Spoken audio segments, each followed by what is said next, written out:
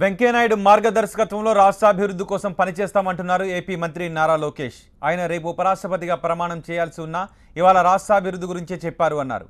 ఢిల్లీకి వెళ్లిన లోకేష్ వెంకయ్యనాయుడిని మర్యాదపూర్వకంగా కలుసుకున్నారు, శుభాకాంక్షలు తెలిపారు.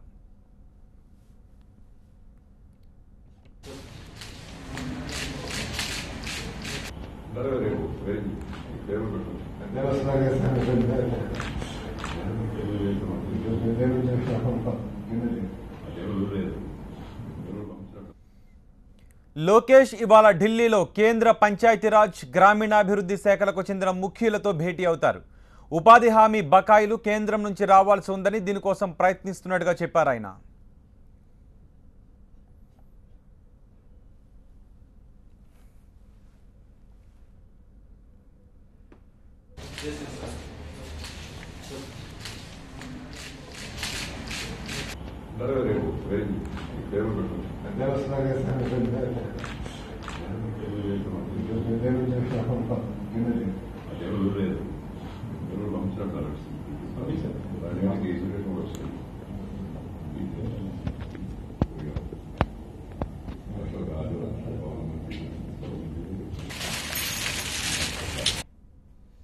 ఏపీ సీఎం చంద్రబాబుపై జగన్ తీవ్ర వ్యాఖ్యలు, విమర్శలు మాని ఆత్మపరిశీలన చేసుకోవాలని సూచించారు నారా లోకేష్.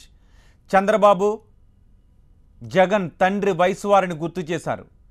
జగన్ మాట్లాడుతున్న భాష దురదృష్టకరమన్నారు నారా లోకేష్.